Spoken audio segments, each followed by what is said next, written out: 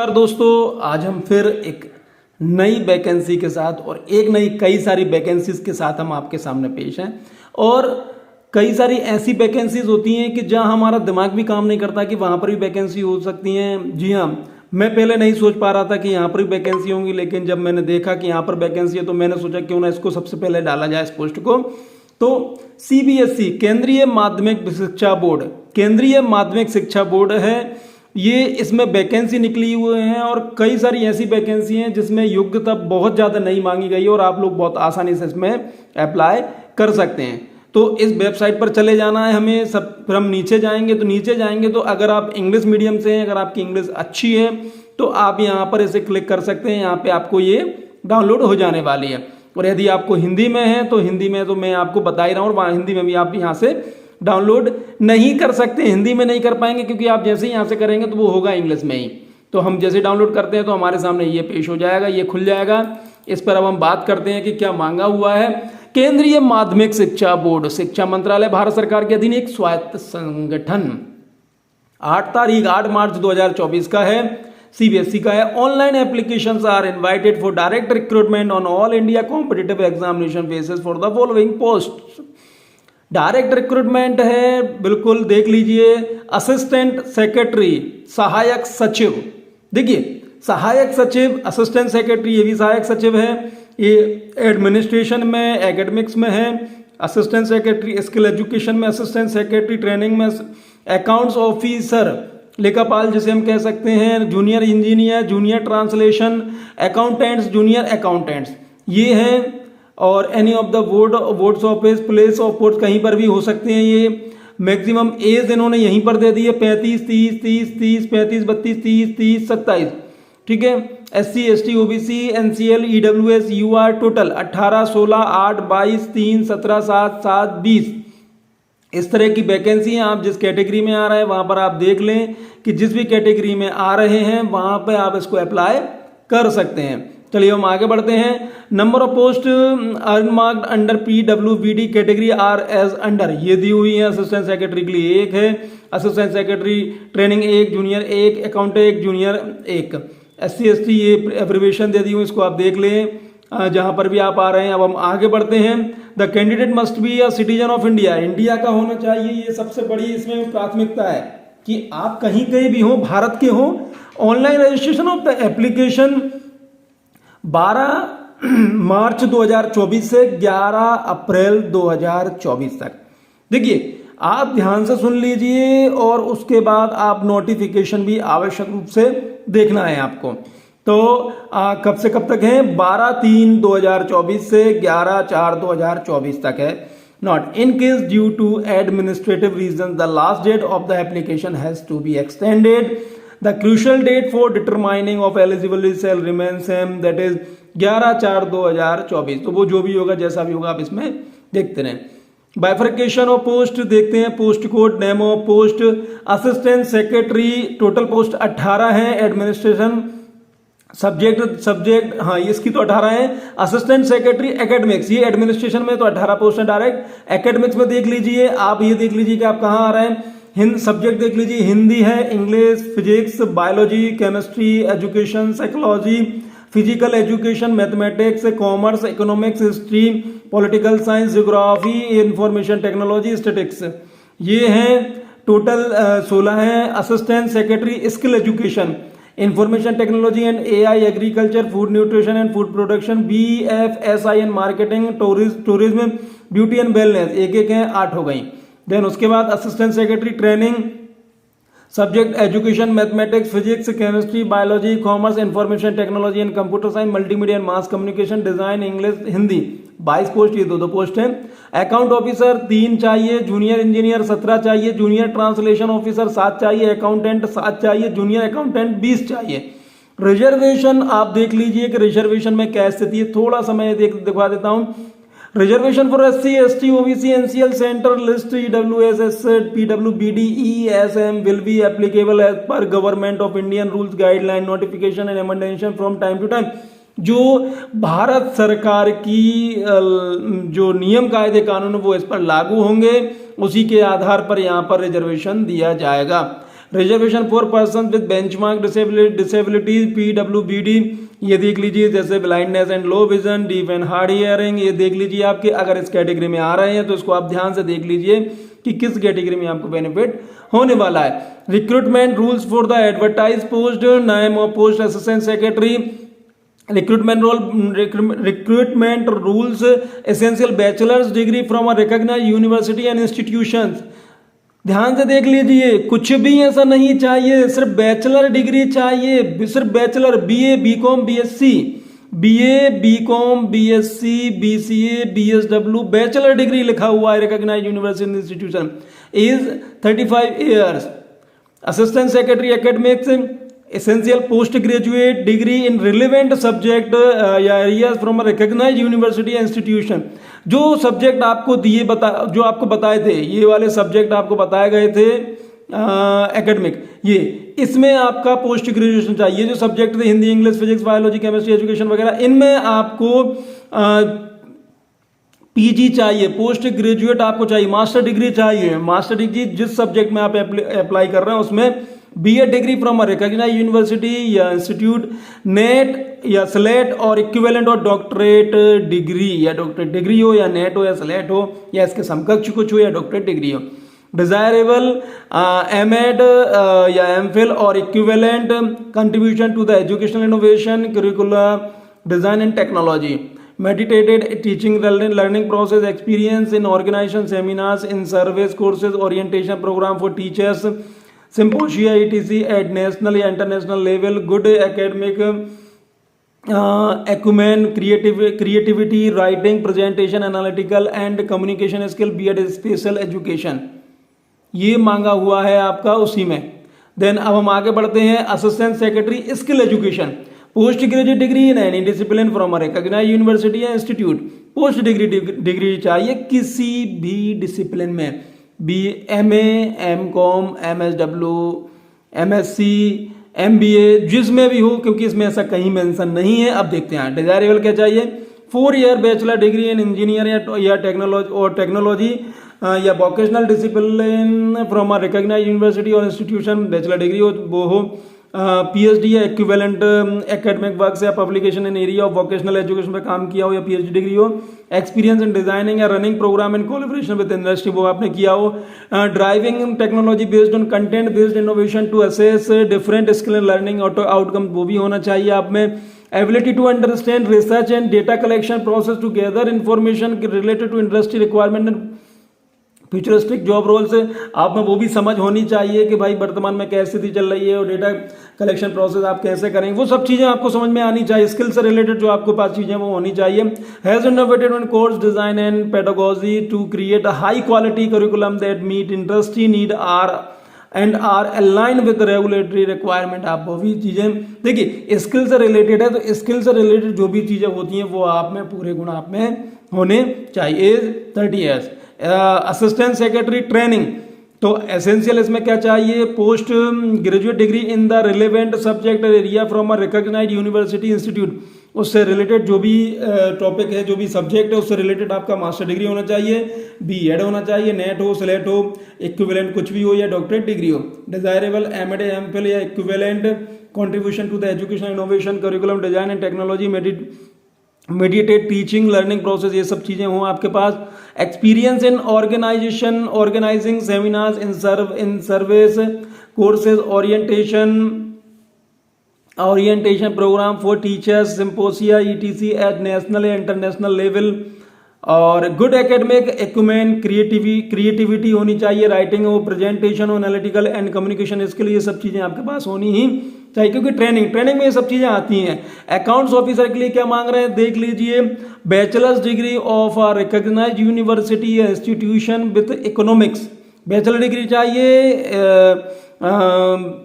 Degree चाहिए institute with या फिर इंस्टीट्यूशन विद इकोनॉमिक्स से हो या कॉमर्स से हो या अकाउंट्स हो या फाइनेंस से हो, बिजनेस स्टडीज हो, कॉस्ट अकाउंटिंग से as one of the subject. यानी मुझे जहाँ तक लगता है कि इसमें जो BCom वाले हैं, जो BBA वाले जो कुछ स्टूडेंट्स वो इसमें जा सकते हैं। Bachelor degree of the recognised university institution and having SAS या JOAC examination conducted by an accounts या audit services department of the central state government, अगर ये आपके पास है तो अभी आप जा सकते हैं। Post graduate of the recognised university institution with economics, commerce, accounts, finance, business studies, cost accounting at one of the subject. अगर आप MCOM, मुझे लगता है कि इसमें MCOM वाले भी जा सकते हैं और MBA फाइनेंस वाले भी इसमें पार्टिसिपेट कर सकते हैं। MBA लिए लिखा हुआ है, MBA फाइनेंस, चार्टेड अकाउंटेंट या ICWA क्लियर लिखा हुआ है अकाउंट्स ऑफिसर में, आप इसमें जा सकते हैं। Desirable experience in the field of accounts, compilation, budget, internal audit, आपको ये आनी चाहिए, बजट वाला मैटर होना चाहिए, एंड कमर्शियल अकाउंटिंग आपको होनी चाहिए। Experience in the field of investment में हो, फंड मैनेजमेंट में हो, सिक्योरिटीज में हो, इसमें भी आपको एक्सपीरियंस चाहिए, 35 साल की उम्र चाहिए। जूनियर इंजीनियर BE हो या BTech हो, degree in civil engineering from a university या institution recognized from AICTE, age 32 साल। एसेंशियल जूनियर ट्रांसलेशन ऑफिसर की अगर हम बात करें तो एसेंशियल क्या चाहिए, master's degree of a recognised university in Hindi with English as a compulsory और इलेक्टिव सब्जेक्ट और as the medium of examination at the bachelor degree level. और अब इसमें रिकॉग्नाइज्ड यूनिवर्सिटी से चाहिए Hindi with English, Hindi with English दोनों चीजें चाहिए, क्योंकि वही चीजें हैं भाई, ट्रांसलेशन है। Master degree of a recognised university in English, ठीक है, मास्टर डिग्री चाहिए किसमें, इंग्लिश, लेकिन with Hindi as a compulsory, यानी इसमें हिंदी इंग्लिश, मतलब आपको दोनों भाषाओं का ज्ञान इसमें होना चाहिए। Master degree of recognized university in any other than Hindi और English with Hindi medium and English as a compulsory और इलेक्टिव सब्जेक्ट और as the medium of examination the bachelor degree level. आप समझिए इस चीज को, कुल मिलाकर वो ये कह देना चाह रहे हैं कि अगर आपकी दोनों भी नहीं है तो अभी आपको हिंदी इंग्लिश की बहुत ज्यादा जानकारी हो। ये आप देख लीजिए इसमें कौन से में आप आ रहे हैं, 30 साल की उम्र है। Accountant, bachelor degree from a recognised university institution with economics, commerce, वही चीज आ गई। Accounts, finance, business studies, cost accounting at one of the subject. Typing speed, हाँ इसमें टाइपिंग मांग लिया। A typing speed of 35 word per minute in English और 30 word per minute in Hindi on computer, 30 साल। जूनियर अकाउंटेंट, बहुत बढ़िया, essential है 12th class from a recognised board university institution with accountancy, business studies, economics, commerce, entrepreneurship, finance, business administration, taxation, cost accounting as one of the subject and a typing speed of 35 word per minute in English और 30 word per minute in Hindi on computer. बहुत ही प्यारी vacancy है। Age 27 साल। The candidate should possess essential qualification at the time of online application submission. The candidate appearing in the final year or whose results of final examination is awaited need not apply. देखिए, अगर आपकी degree, diploma, certificate जो भी मांगे गए हैं वो अगर आपके कंप्लीट नहीं हुए हैं तो आप बिल्कुल भी इसमें अप्लाई मत कीजिए, क्योंकि स्पष्ट मना कर रहे हैं, बिल्कुल आपको अप्लाई नहीं करना है। आप जब अप्लाई कर रहे हैं उस दिन आपके पास पूरी चीजें होनी चाहिए। देख लीजिए, क्योंकि कई बार आप हो सकता है मुझसे ही आप पूछेंगे, तो ये चीज का ध्यान रखिए। Age, the candidate must have attend the minimum age of 18 साल और हाईएस्ट ये दी हुई है। Yes, age on closing date of application that is 11/4/2024 the permissible relaxation in upper age limit for claiming age relaxation as follows. अच्छा, वो दे सकते हैं। SC/ST के लिए 5 साल का रिलैक्सेशन है। OBC NCL सेंट्रल लिस्ट के लिए 3 साल है। PWBD UR इंक्लूडिंग वुमेन 10 साल का है। PWBD OBC NCL central list including women 13 साल। PWBD SC/ST इंक्लूडिंग वुमेन 15 साल। और आगे आप देख लीजिए कि कैसे वुमेन के लिए 10 साल है, डिपार्टमेंट कैंडिडेट्स के लिए 9 बार। Maximum age will be reckoned as on the closing date of application that is 11/4/2024। Examination fees देख लीजिए कि एग्जामिनेशन फीस की क्या स्थिति है। Candidate will have to make the payment of application fee through the online mode as under unreserved OBC or EWS. For Group A, post application fee of the 1,500 for each post. प्रत्येक post के लिए 1,500 है। और for group B and C application 800 रुपये each post. For SC/ST PWBD ex serviceman, women, regular CBSE employ nil, उनको नहीं देना है सैलरी कोई भी fees. Mode of payment online mode ही देना है। इसमें वही चीज़ लिखी हुई है, RuPay, Visa, Mastercard, Maestro, credit card, debit card, जो भी है सब उसमें चल जाएंगे, सब आप पेमेंट कर सकते हैं इसको आप। और ध्यान से इस चीज़ को पढ़ लीजिए, provision of compensatory time and assistant to scribe, इसको छोड़ दे, इसको देख लीजिए आपको क्या पढ़ना है। और मैं मेन चीज़ें पढ़ रहा हूँ, the scheme of examination, scheme क्या रहने वाली है उसको देख लीजिए। एमसीक्यू क्वेश्चन आएंगे, टाइप OMR बेस्ड एग्जामिनेशन होना है। Competent of the test, number of question 30 होने, टोटल मार्क्स कुल मिला के दुगने नंबर हैं। ड्यूरेशन ऑफ द टेस्ट 2.5 घंटे का आपका टेस्ट होना है। पार्ट 1 में current affairs and general awareness आना, पार्ट 2 में general mental ability, logical reasoning and analytical ability आना, 3rd में arithmetical and numerical ability, data interpretation, 4th में general Hindi comprehension and communication skill आनी है, 5th में general English comprehension and communication skill आनी है, और 6th में basic knowledge of computer operation आनी है। 150 क्वेश्चन आने हैं, 300 नंबर के होने हैं। रिटर्न एग्जामिनेशन भी होना है, टोटल मार्क्स 160, 80, 40, 40, 320 टोटल होना है। 3 घंटे का पेपर है, 1st, 2nd, 3rd, 4th ये होना है। आप इस चीज़ को देख लीजिए, रिटर्न एग्जामिनेशन होना, कंपोनेंट ऑफ द टेस्ट, इस चीज़ को भी आप ध्यान से देख लीजिए कि क्या क्या चीज़ें इसमें आनी है। देन इंटरव्यू होना है 80 नंबर का, finally merit will be based on the basis of performance in the part B and C, इसके आधार पर आपका ये हो जाएगा।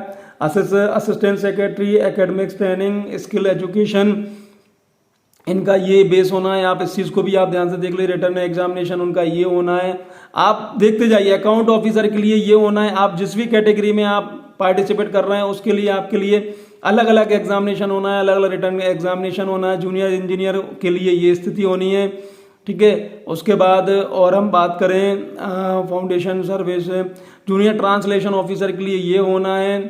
थोड़ा सा छोटा कर देता हूँ जिससे आपको स्पष्ट दिखाई देगा इन द सेंस आपको ये दिख जाएगा। अकाउंटेंट के लिए ये चीज़ें होनी है।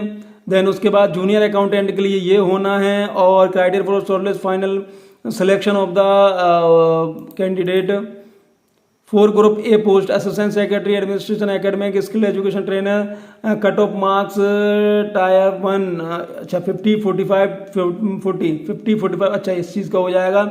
इस चीज़ को आप देख लीजिए, स्किल टेस्ट, ये स्किल टेस्ट का हो जाएगा। Expected level knowledge of the conducted examination, name of the post, level graduation, अच्छा वो चीज़ें आनी पोस्ट के उसमें। सिटीज ऑफ द एग्जामिनेशन, ये बिल्कुल ध्यान से देख लीजिए कौन सी सिटी होने वाली है। अगर आप आंध्र प्रदेश के हैं तो विजयवाड़ा, गुवाहाटी असम में, पटना बिहार में, चंडीगढ़ दिल्ली, बेंगलुरु कर्नाटक, तिरुवनंतपुरम केरला, भोपाल मध्य प्रदेश, पुणे महाराष्ट्र, भुवनेश्वर उड़ीसा, अजमेर राजस्थान, चेन्नई तमिलनाडु, प्रयागराज इलाहाबाद उत्तर प्रदेश, देहरादून उत्तराखंड, ये सिटीज में आना है। Making scheme, important note for multiple choice question, important instruction of the candidate, ये ध्यान से पढ़ लीजिए। आप बिना ध्यान से पढ़े आप एग्जाम या फॉर्म को बिल्कुल मत पढ़िए। रफ वर्क, अनफेयरनेस, पूरी चीज़ें इसमें दी हुई हैं। आपको कहीं कुछ नहीं जाइए, कहीं नहीं जाना है आपको, इसलिए आप बिल्कुल आराम से तसल्ली से इसको पढ़ लें। Display on scan image on OMR sheet and answer की ये भी आपको दिखाई जाएगी। जनरल कंडीशन क्या रहने वाली है वो आप देख लीजिए। कि पूरा अगर मैं आपको पढ़ूंगा तो ये जो वीडियो है ये बहुत बड़ा हो जाएगा, क्योंकि कई बार वीडियो हमारे आधे 1-1 घंटे के हो गए हैं, इसलिए इन सब चीज़ों को पढ़ना उतना मुमकिन नहीं हो जाता। बाकी आपको जानकारी इस चीज़ की मिल गई है कि जिससे आप आराम से अपना काम कर सकते हैं। और फिर भी अगर आपको ज़्यादा जानकारी चाहिए तो आप नोटिफिकेशन, सबसे बढ़िया काम है कि उसको डाउनलोड कर लें और आराम से पढ़ लें। The candidate may raise their legal disputes arising of the recruitment notice if any to the exclusive jurisdiction of the court of Delhi, Delhi होगा। बाकी इसके बाद प्रोफार्मा दी हुए हैं, पूरे फॉर्मेट दिए हुए हैं। अगर आप देखेंगे तो पूरे फॉर्मेट दिए हुए हैं कि आपको कहीं कुछ नहीं जाना। आप OBC का देख लीजिए, फॉर्मेट ऑफ SC/ST सर्टिफिकेट का देख लीजिए, देन इनकम असिस्ट सर्टिफिकेट का देख लीजिए, देन उसके बाद form of certificate of the ex service में। कुल मिलाकर जितने भी जो फॉर्मेट है वो पूरे फॉर्मेट दिए हुए हैं कि इस फॉर्मेट में आपको ये फॉर्म भर के देना है। इसलिए आपको कहीं पे भी परेशान होने की जरूरत बिल्कुल भी नहीं है। आप इसमें देख सकते हैं medical authority issuing the certificate, उसके लिए फॉर्मेट दिया हुआ है। मतलब आपको कहीं कोई परेशान होना नहीं है। आप बस ये कि इसमें आप पूरा देख लें, फॉर्मेट देख लें, उसका ज़्यादा से तो प्रिंट आउट निकाल लें और उसको भर के आप जो भी जमा करना है इसको वैसे आप व्यवस्थाओं में कर सकते हैं। चलिए, ये हमारा हो गया। अगर इसके माध्यम से, हमारे वीडियो के माध्यम से आपकी जॉब लगती है तो कृपया करके आप हमें जरूर बताएं, जिससे हम भी, हमें कमेंट्स करके बता दें, जिससे हम भी आपको शुभकामनाएं प्रेषित कर सकें। चलिए, बहुत बहुत धन्यवाद। Thank you.